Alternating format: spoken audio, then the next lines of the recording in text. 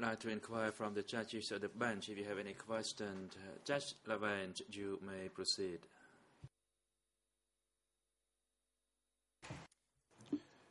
Thank you, Mr. President. Witness, I am Judge Lavergne, and I have a few questions to put to you in order to complete the last questions that were put to you by the prosecutor this morning regarding the People's Assembly. If I understood properly what you were saying, you said that you had learned that your name was included in the list of representatives at the Assembly as the representative of the Revolutionary Army of Cambodia, and that you had learned this once the decisions had been taken. Is that what you said? Is that what we must understand?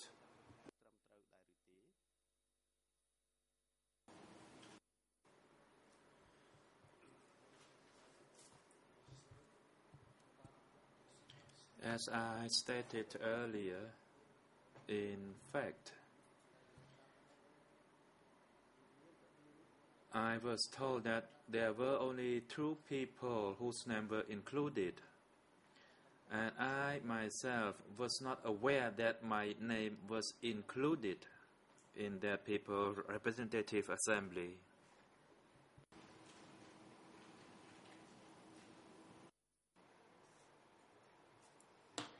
But did you learn at one moment or the other that your name was included among these people's representatives or not?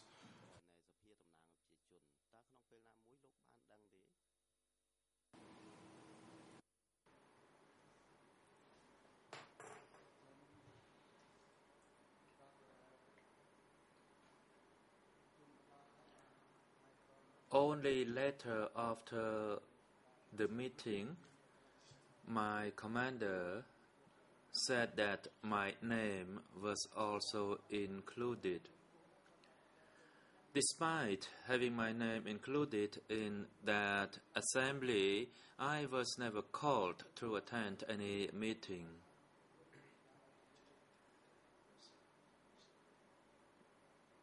That's all I knew, because they should represent the people, while the military side represent the army. But I was never called.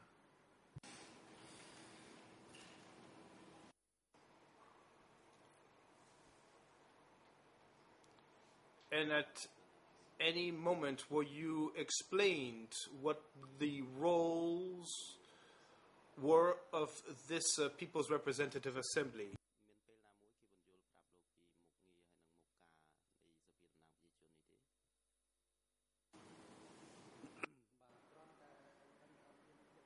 I knew that my name was included, but regarding the functioning or the role of the assembly, I did not have any knowledge about. I was never called to attend any meeting at all by the assembly.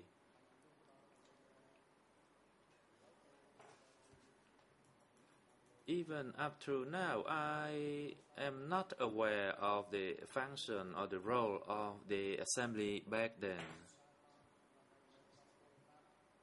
And I only learned that my name was included because my division commander told me that.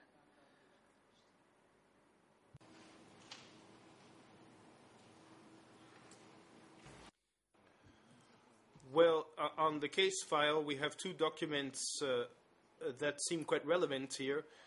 This first is, there's a report of a radio program dated 22 March 1976, and this is a summary of the BBC summary of war broadcasts at the Kyoto News department. And this document is indexed as follows: E3/1241, and the English ERNs are the following: 000-87741-246. Khmer 00323878 to 323888, and French 00662284 to 00662290. So in this first document, the following is stated: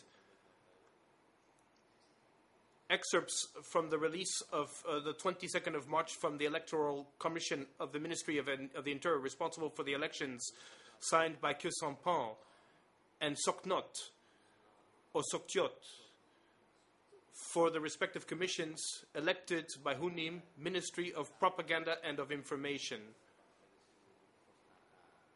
And based on the electoral scrutiny of the Cambodian population, our population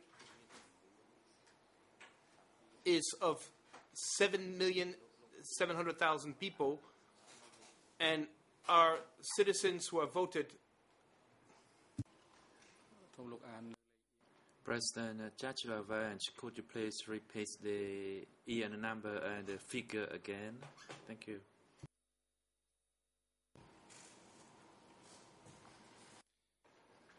Yes, the ERNs again. In English, 000-877-41-246. Khmer, 00-3878-88. French, 00-6622-84-290. So now regarding the figures I mentioned, as I said, based on the electoral survey of the Cambodian population, Cambodia's population is of 7,735,279 people.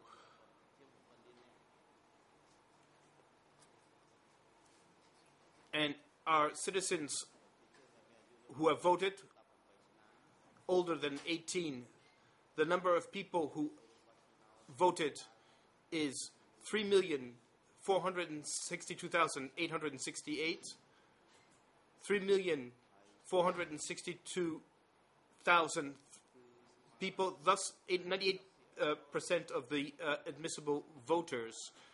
The number of candidates at the People's Representative Assembly is of 515. Out of these 515 candidates, 250 were elected, and the first mandate of this assembly extends from March 1976 to March 1981. Then there is a list of the different representatives, and on the last page of this document, at number 25, we see the name of Un Ren.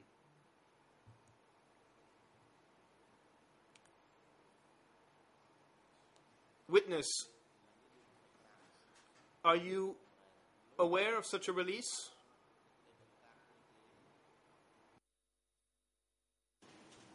Diffusé à la radio, reçu. Which was broadcast on the radio, or which came to you in the form of a note?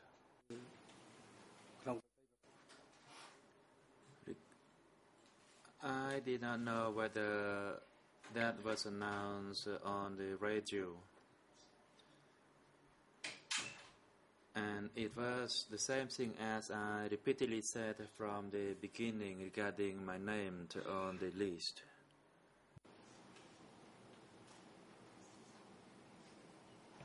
Alors, nous avons... Now we have another document which is relevant. It is E3/165.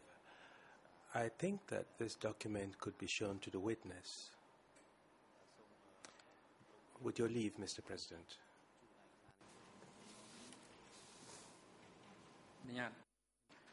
Yes, you may proceed. The court officer, could you assist delivering the document for the witness examination?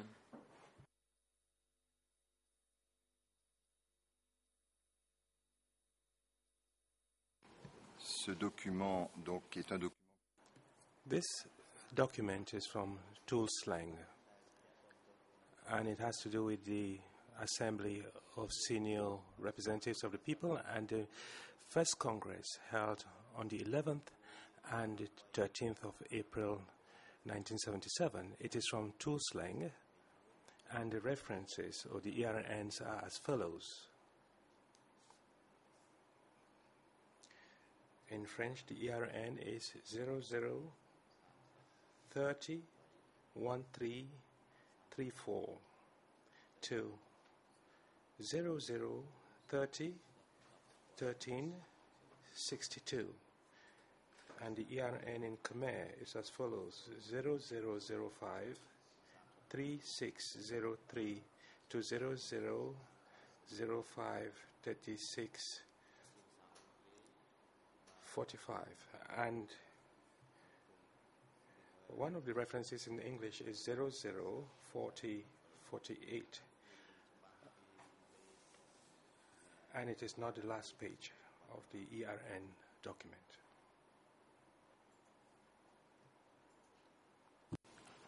Alors, Monsieur le témoin.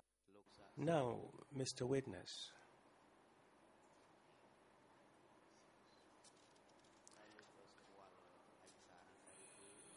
were you apprised of that document? And the Khmer ERN is 00053607. On that page, you have a photograph with the following key. In the morning of the 11th of April 1975, the 250 members of the Assembly of Senior Representatives of the People of Cambodia came from local regions and the various units in the country to participate in the first Congress of the first legislature of the Assembly of Senior Representatives of the People of Cambodia. It gives a general overview of our Assembly before the meeting. Je ne sais pas si vous avez pu voir cette. I do not know whether you saw that photograph, nor do I know whether you are aware of that document, and I would like you to give me your comments on that document.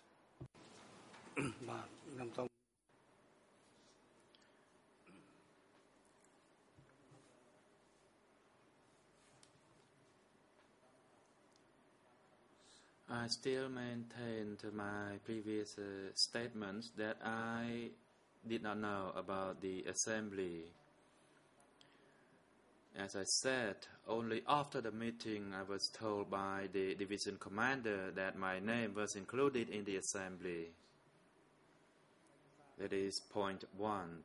And point 2, I have never seen this document previously. Alors. Very well. My very last question to you, witness, to be sure that we understand one another very well. Did you know the role of that assembly with regard to the appointments to the appointments to the cabinet, regarding appointments to the permanent committee in the Assembly of the People of Cambodia, regarding appointments to the Judicial Committee, as well as the head office of the Assembly of the People of Cambodia regarding internal and foreign policy orientations for the new government of Democratic Cambodia and the State Presidium. You should bear in mind that one of the directives was to execute or implement the Constitution of Democratic Cambodia correctly, completely, and strictly on all issues and on all chapters. Now, do you know anything about what we are talking about here?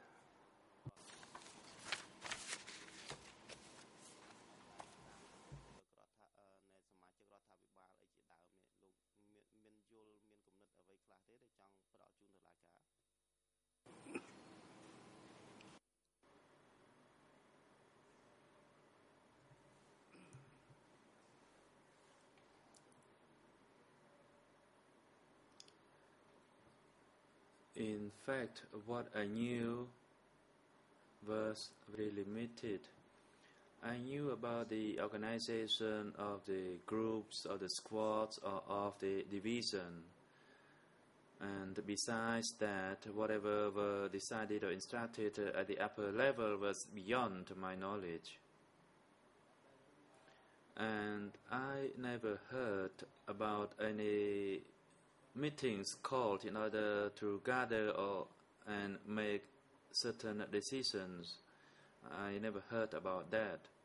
And that I already stated earlier.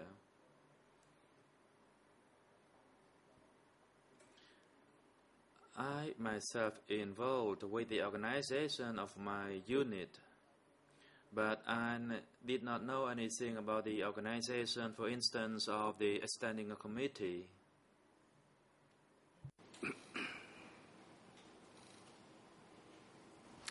Je vous remercie beaucoup, Monsieur le témoin. Thank you very much, Mr. Witness. Mr. President, I have no further questions for the witness. President, thank you, Judge Lavange.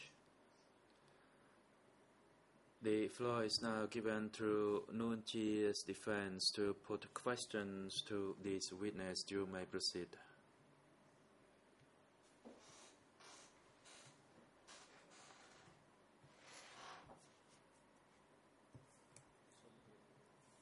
Sonaron. Good morning, Mr. President, Your Honors. Good morning, Mr. Ong Ran. My name is Sonaron, Defense Counsel for Mr. Nuon Chia. I have some questions for you this morning.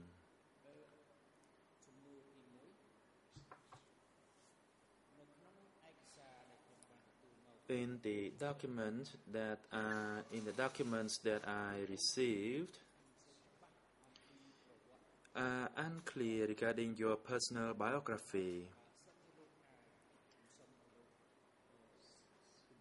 For that reason, could you share with the chamber your personal biography? For instance, when you joined the revolution, and what was your role back then and after? Response.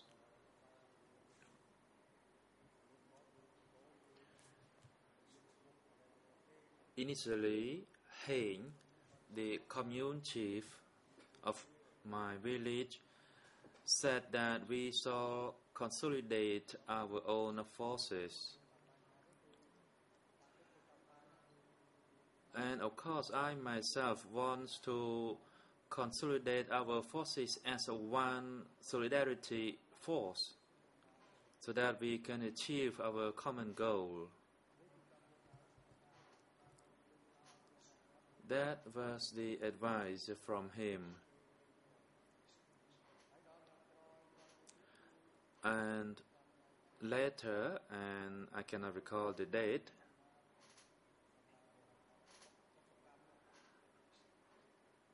there was a riot, and he said that we could no longer stay in the village, so we fled into the jungle, and that was around 1968. A few months later, I returned to my village, and by 1979, says the witness, I went again.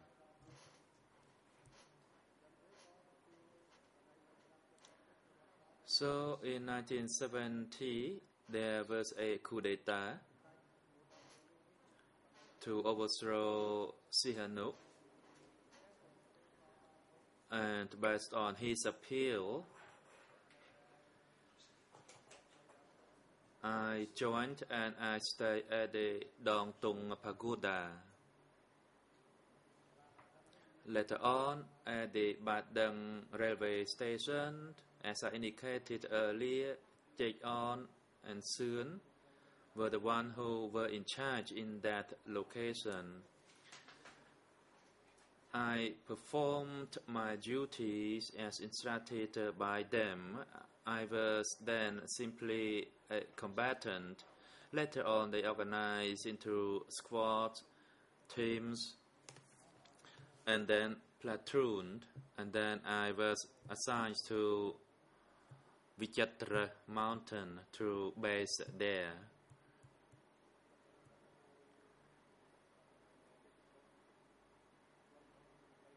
I was at road number 26 back then. Later on, I was assigned as to be in charge of an independent company.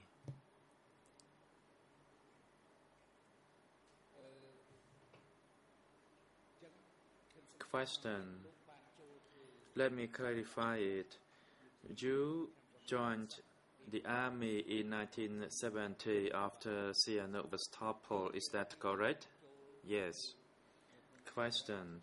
And then you were at the Vichatra mountain. What was your specific role in the army back then?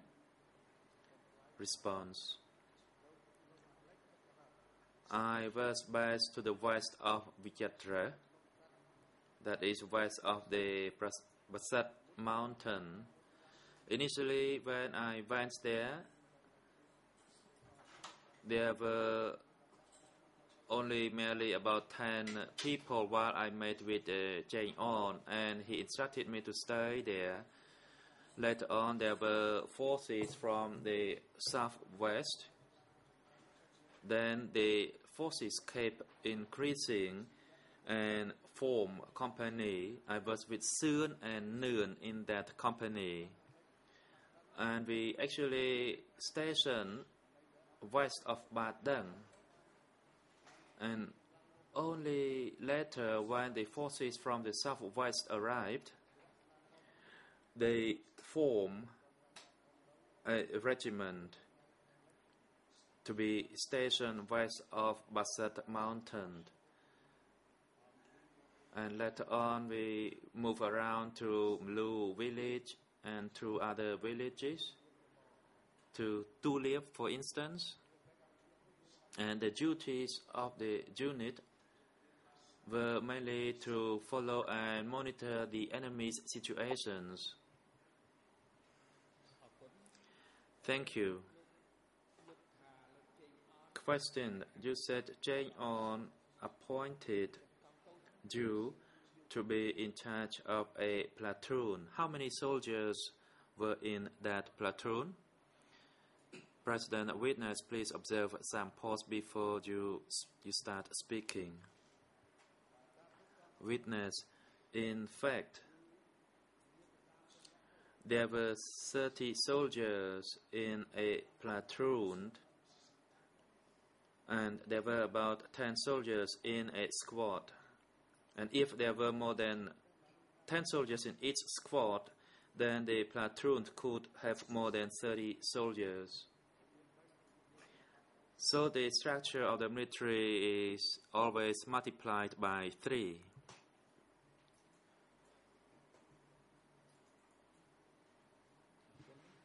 Thank you. Question.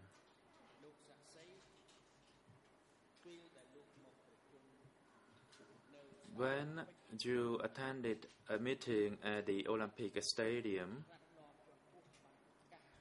senior leaders made an announcement of the appointment of Division 801.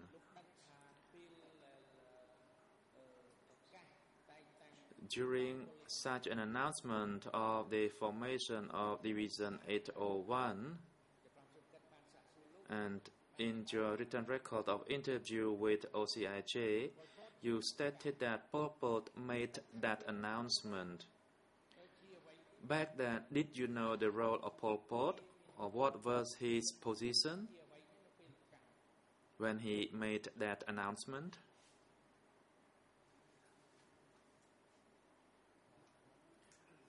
Response.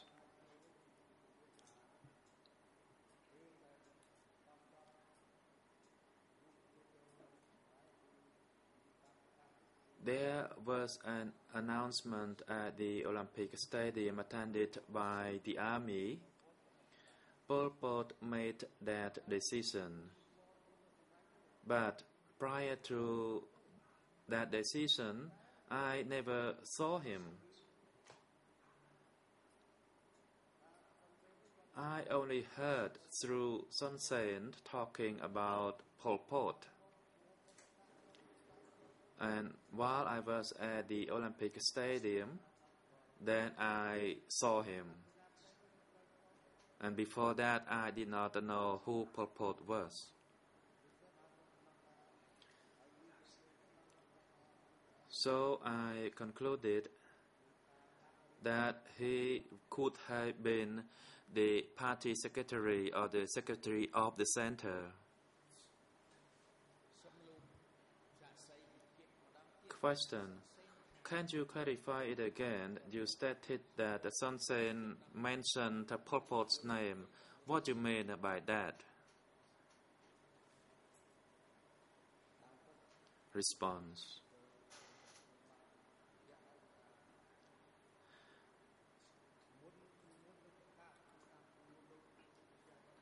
When I responded to your question that whether I knew Pol Pot and what role he held, I stated that before Pol Pot made that announcement, I only heard of his name through Son Sen. That is also through 06. And at the Olympic Stadium, I then knew that that person was Pol Pot.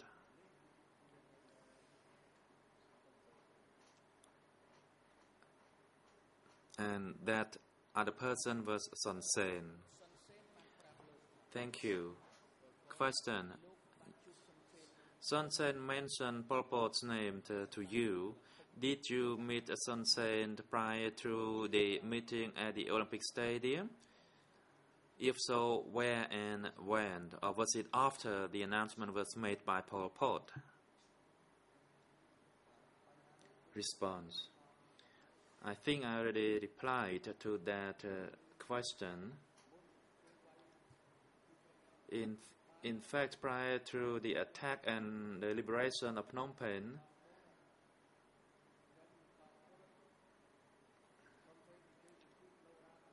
I and the division representatives were called by Son Sen for a meeting at Dam Nat Smite railway station, and that was the time that I knew who he was. Thank you. Question. Did you meet Son Sen personally at that railway station? Did you speak to him personally, or you only heard of his name through other people? Response. I attended the meeting personally with him.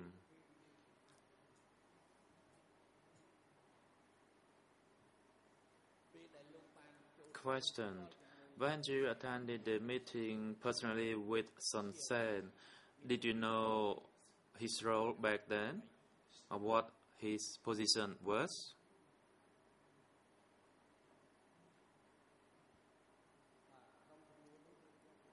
Response. When I met Son Sen at the time, I understood that he was a senior leader with a senior position. Because he had to be senior, more senior than my commander, for that reason he could order my commander to attend the meeting. And 06, the division commander, was subordinate to Son Sen. And at that time, my commander did not refer to him as Son Sen, but referred to him as a man with glasses. So I knew he was of a senior position and within the leadership rank. Question. Your response is rather confusing. I asked whether you knew his exact rank and position, and why he said about Pol Pot making an announcement of the formation of that division. So, Do you mean that any people of any senior position can make such an announcement? Response. I made Son Sen prior to the attack on Phnom Penh, and I personally knew that Son Sen, I did not know clearly as to what level he was within the leadership rank, but I knew he was senior because he could summon my division commander, and the division commander 06 referred to him as a man with glasses, and that's all I knew about him.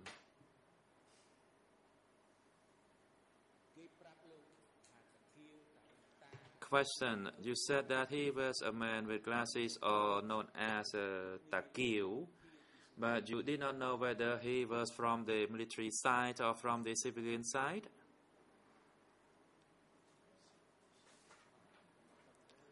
Response. No, I did not know whether he was within the civilian structure or military structure, and even after the liberation of Phnom Penh, I still did not know. But I knew that the attack on Phnom Penh was commanded by Son Sen, and my duty to attack and to report was limited to the division level only. Thank you. Your response is now clear. Now I move on to another question. During the big meeting at the Olympic Stadium, you said that there were 4 dignitaries, namely Pol Pot, Nuon Chea, Ieng Sary,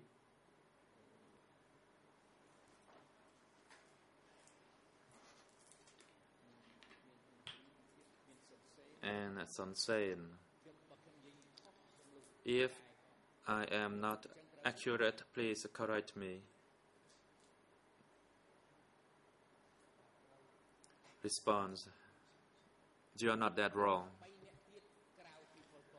Question. Besides Pol Pot, did you know the position or rank of the other 3?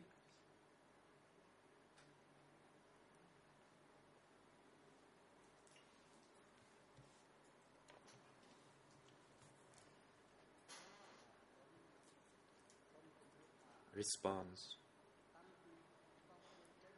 Since after the liberation of Phnom Penh and until the time the regime was toppled, I did not know clearly who was senior than the others, or who was number 1 or who was number 2.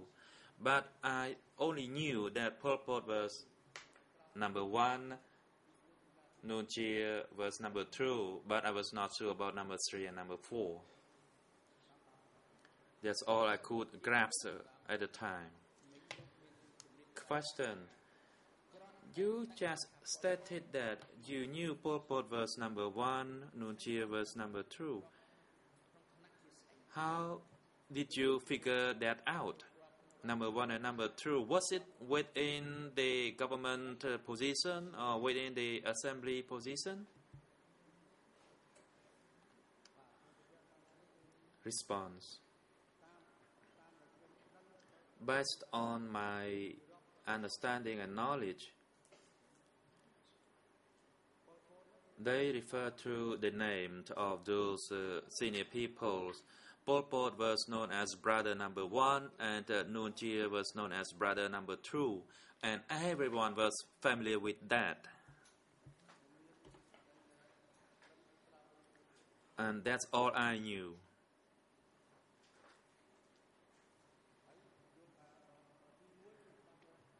And of course, if the person was known as number 1 was the most senior position. Thank you.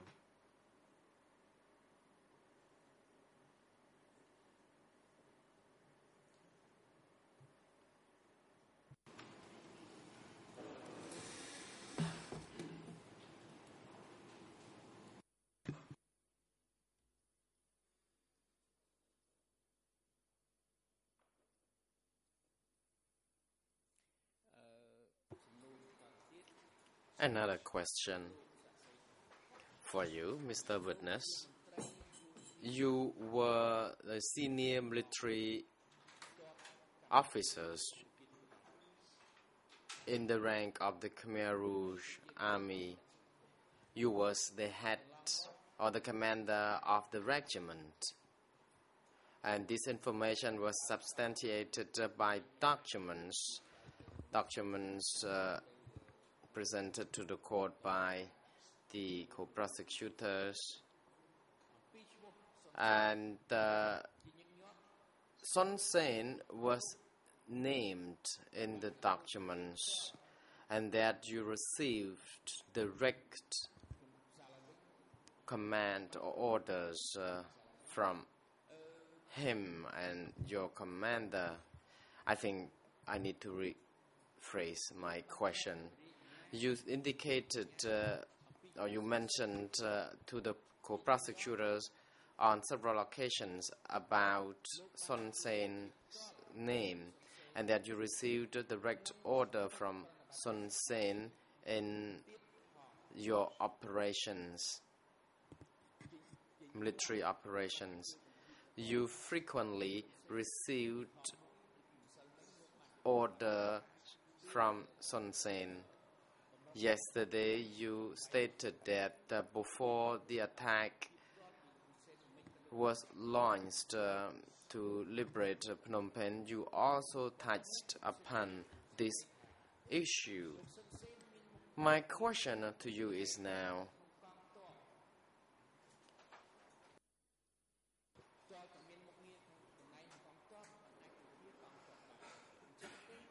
was Son Sen or did Son Sen have to have a position in the military to be able to render such orders?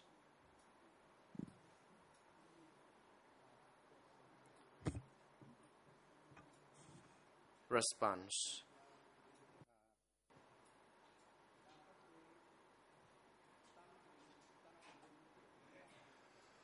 Since before the liberation of Phnom Penh, the reports had to be filed to Son Sen. After the forces had later on been established and deployed to Ratanakiri, military affairs and issues had to be reported to Son Sen when political affairs had to be reported to Pol Pot. So I believe that Son Sen was in charge of military affairs when Pol Pot was solely in charge of politics.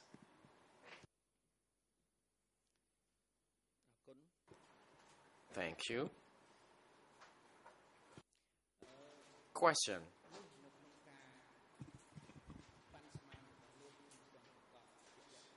Your statement is not yet clear, and you could not say what Son Sen did in the military. Is it true to say that?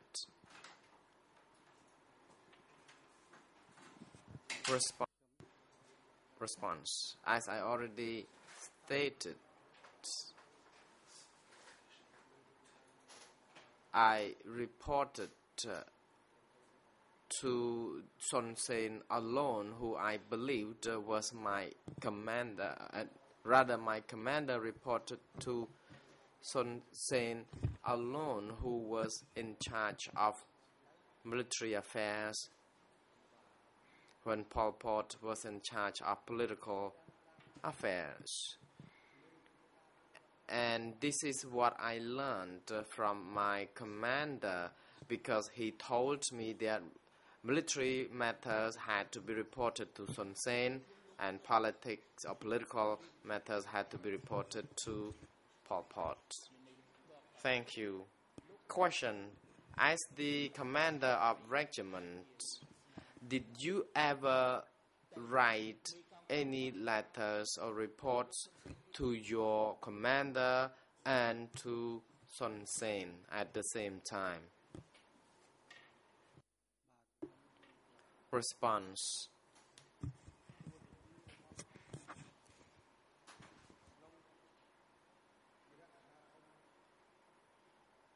In my capacity as the commander of the regiment, I had no authority to bypass the head of the division, and it was really the strict rule and regulation within the army. But in some special circumstances, when the commander of the division was absent and that the situations had to be reported urgently, we would be allowed to do so, but on a very rare occasion. But if the committee member of the division were all present, we had no excuse to go all the way to the top without notifying them. Question. When you say that you had to report all the way to the top, are you referring to Son Sen? Response. If there was an issue concerning the border area, the matter had to be reported to Son Sen if relevant to the military issues, and if it concerns security matters, then Pol Pot would be reported to. Question. As the commander of regiment, did you ever report to Son Sen directly when it comes to military affairs and to Pol Pot when it comes to political affairs?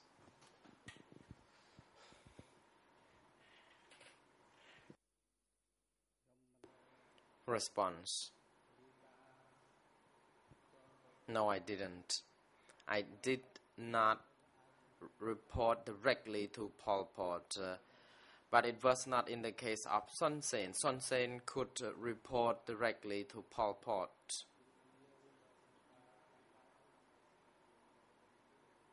And to put it simply, I can say that I never reported directly to Son Sen other than to my superior, who was the commander of my division.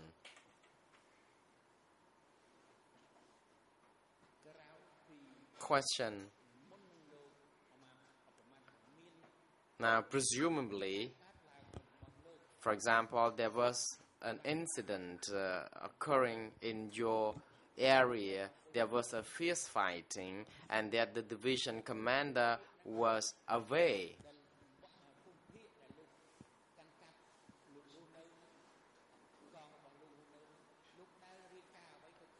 In such situation, were you required to report to the zone secretary, or if your boss was absent, you had to report directly to Son Sen? Was that the case? Response. For example,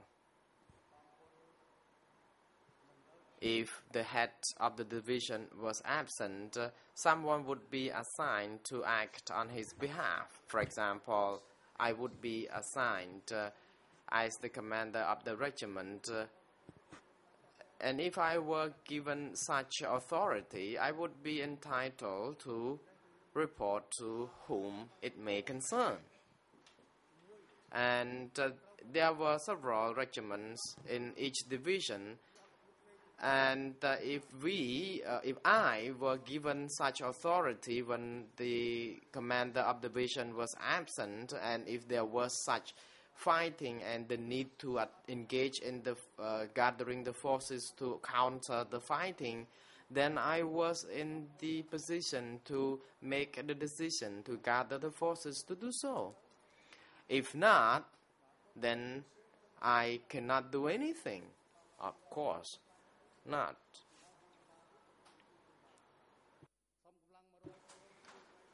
So unless I was giving the proxy to do that, I would not be allowed to gather any forces or to make any decision at all. Question. I believe what I was asking you is that whether you reported to your commander of division and to Son Sen, and at the same time, did the secretary of the zone have any authority to be informed? For example, did he or she have to be copied when you reported to your superior? Response. I was under the supervision of the division. Whatever happened, it was my duty to report to the commander of the division. Whether the head of the division had to report to the zone or to other people, it is out of my knowledge.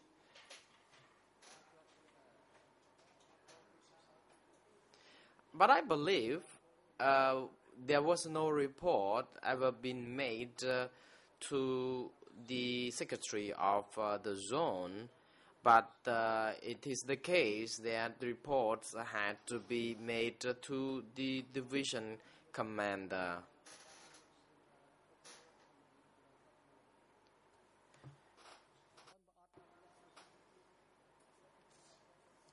Without permission, I would not be able to meet any person in the area or to move about freely.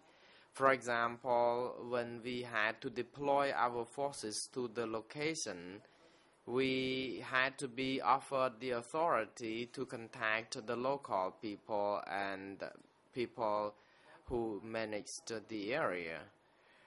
Without such authority, we would not be able to do so. Counsel Sonarun, I apologize for interrupting. I did not really wish to dwell on that. I would like to proceed to another question, please.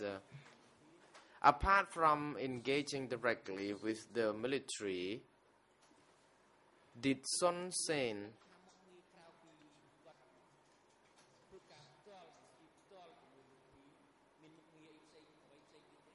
hold any other positions?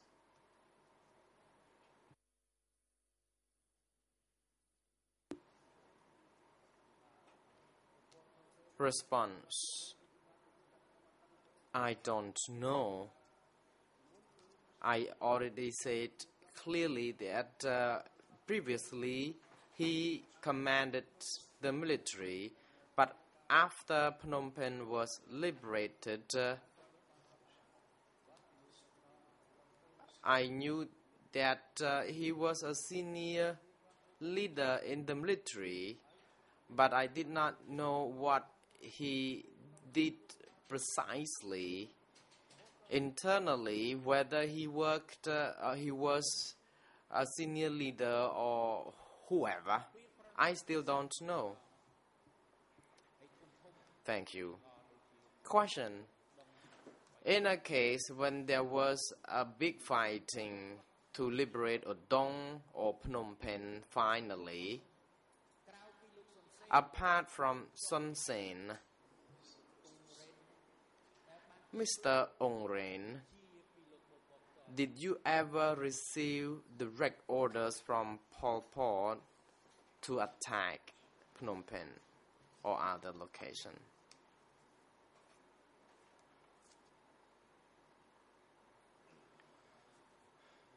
Response.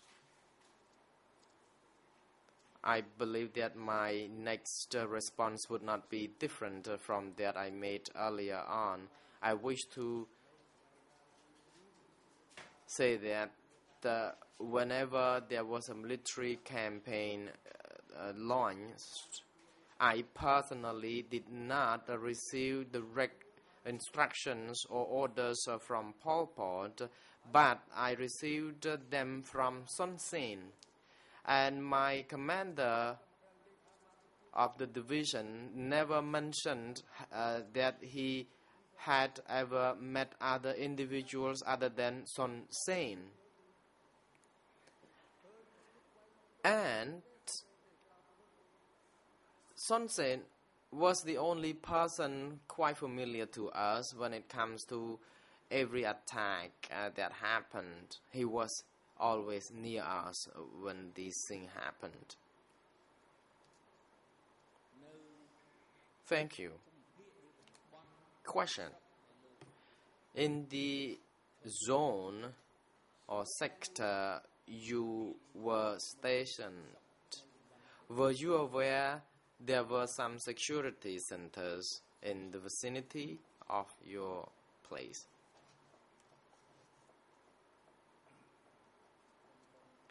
Response.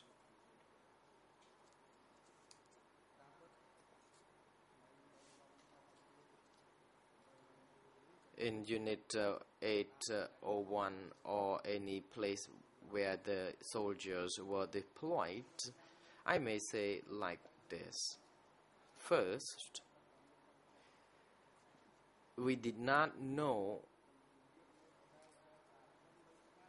whether there were such security officers because I was far from the division, and I still am convinced that I don't think there is such a security center. There was such a security center. But when I moved to Ban Lung district, after staying there for a short period of time, I started to realize that such centers were in place because people kept complaining about being arrested and detained at the centers. And we also learned from the detainees who escaped.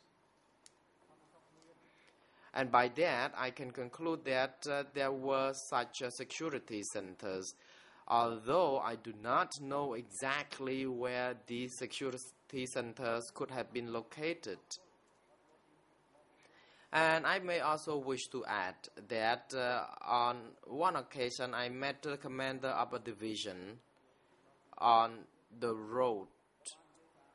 He talked to me about complaints lodged by the people. They said they did not commit any serious wrongdoings. They just stole some sweet potatoes, and by that they were arrested and detained at O Kon Sang Security Center. And he asked me who was responsible or overly in charge of the security at O Kon Sang, because he asked me whether I could do anything to solve this problem of complaints by the people. And finally, I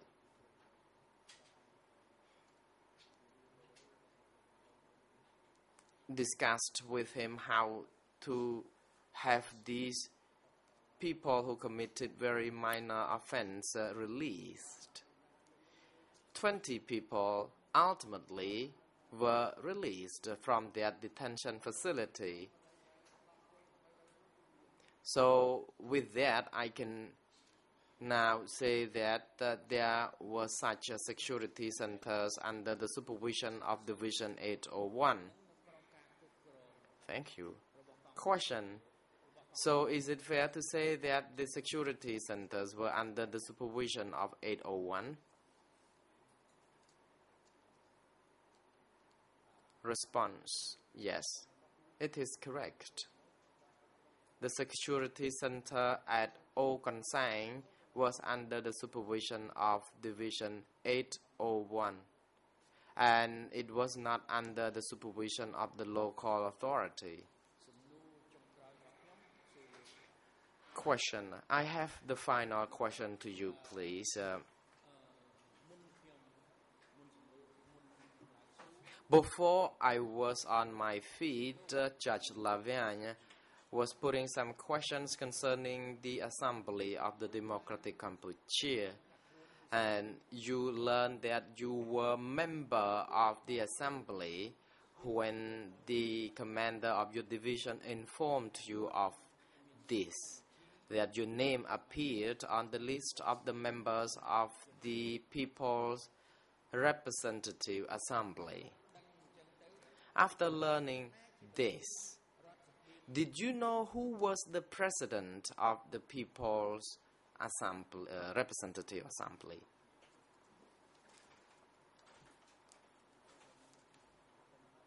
Response: no, I don't know who was actually the president of that assembly.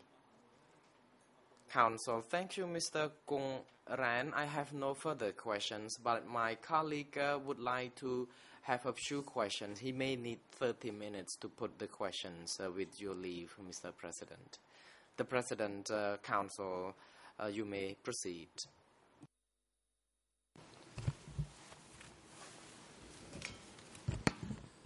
Good morning, Mr. President. Good morning, Your Honors. Good morning, Mr. Witness. My name is Victor Koppe. I am the International Counsel for Nuon Chea.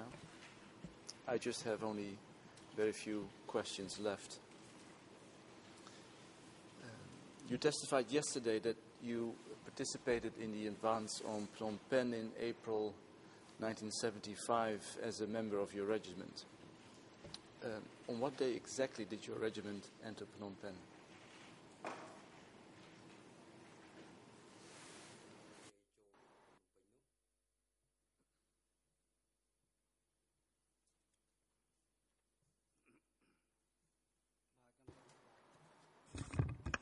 Response: Regiment 82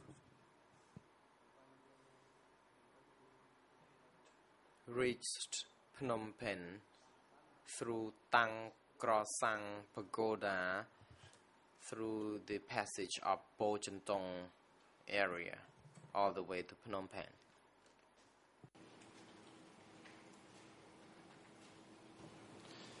And do you recall exactly on what day that was?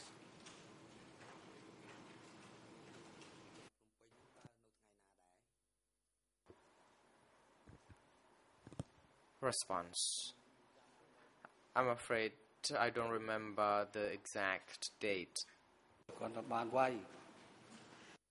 But I remember that we did attack Phnom Penh.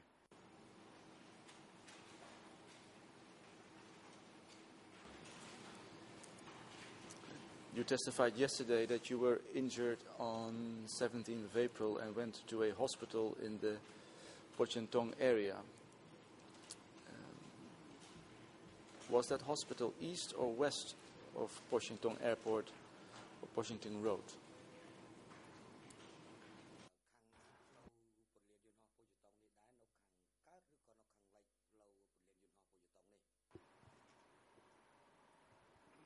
Response: that hospital, as indicated yesterday, was situated near Tang Krosang Pagoda, closer to the railway tracks.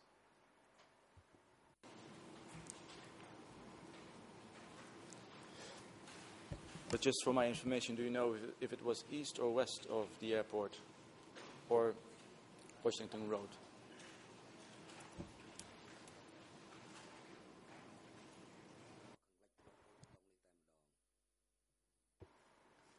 Response: I don't quite remember where it was, but it is already closer to Po Chentong area Because when people sustain some minor injuries, they would be admitted to that particular hospital.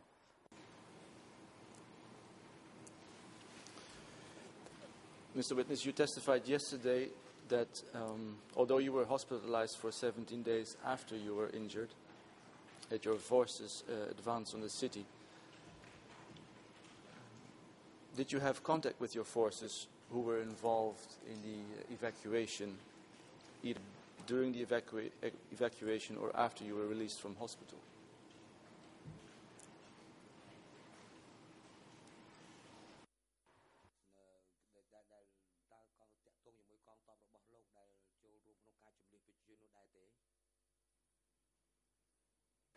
Response.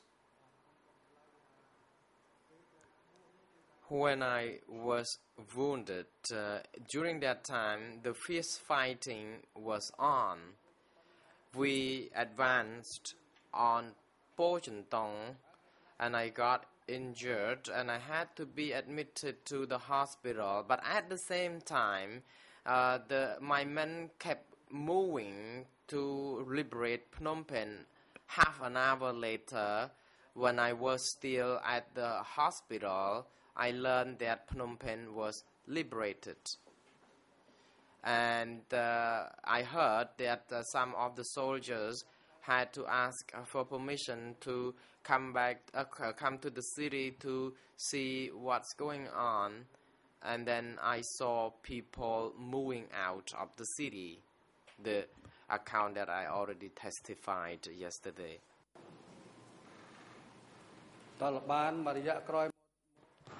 A short while later, after seeing the evacuees, I made a phone call to Sun at the brigade.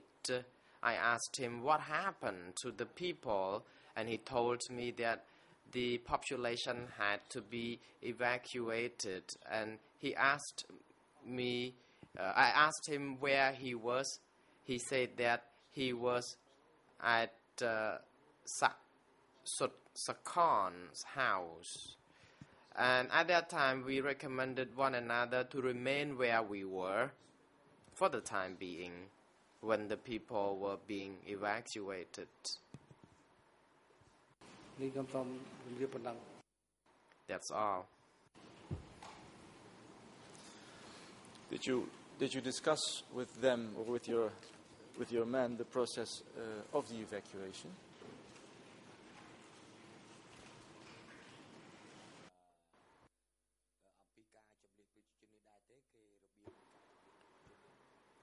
Response.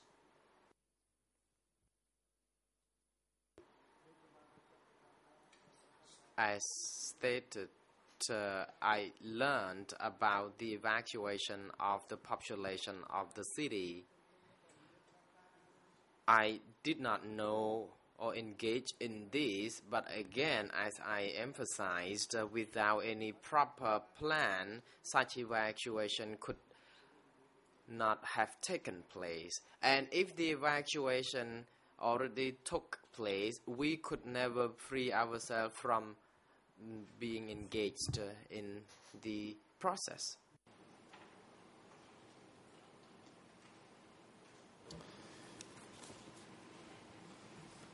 Did you hear at that time reasons for the evacuation? Reasons why the people were evacuated from the city?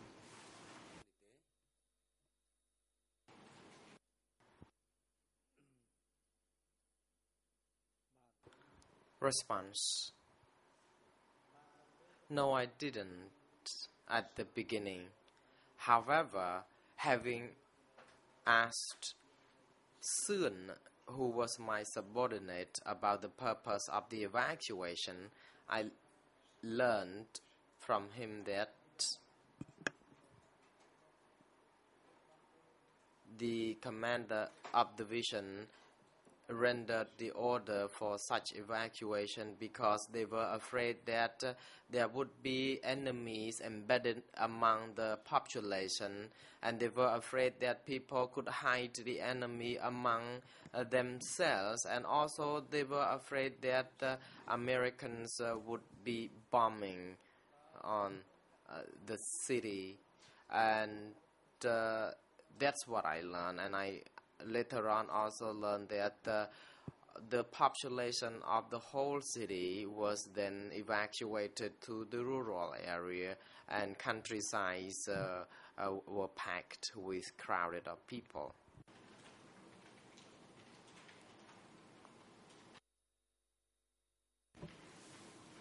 Do you know where in Phnom Penh your regiment was stationed during the evacuation?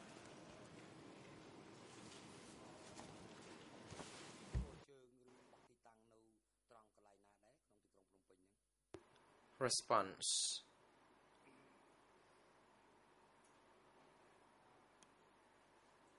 In Phnom Penh, my regiment was stationed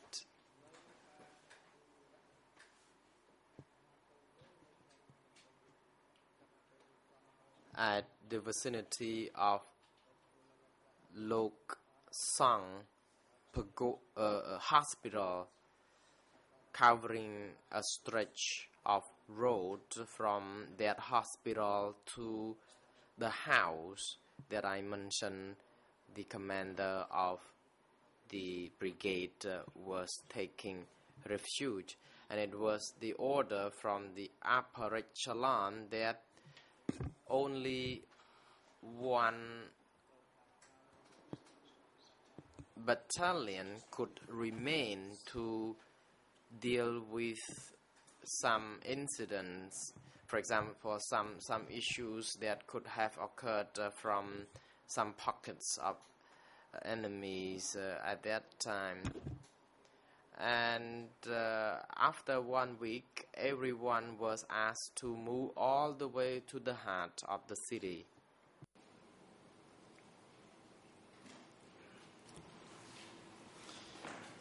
Did members of your regiment tell you whether they patrolled different parts of the city or if they remained always in one place during the evacuation?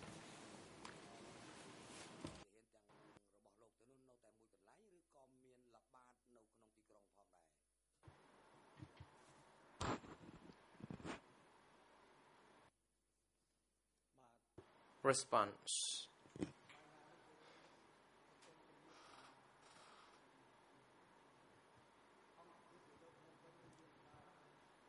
The unit deployed in Phnom Penh had to patrol the area, and they had to remain in the area they supposed to be, and they were not allowed to trespass this confined location.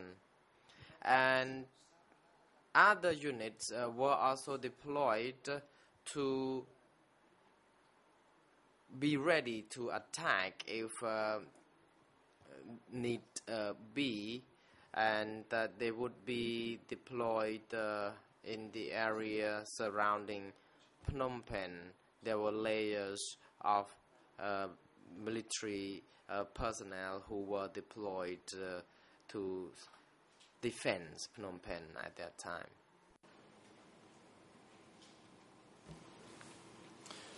Did members of your regiment tell you what happened if they accidentally crossed the line in which they were stationed?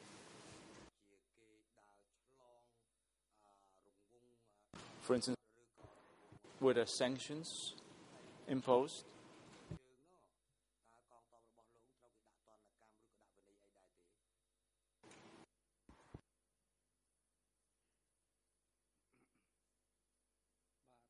Response.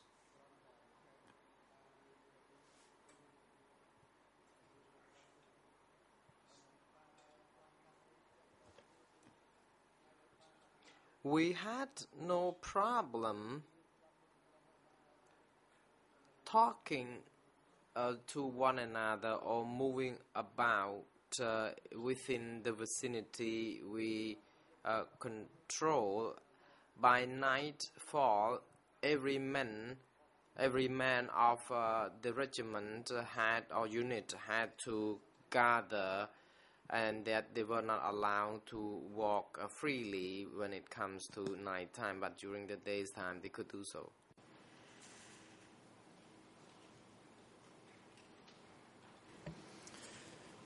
Mr. Witness, I'd like to move on to one other and last subject.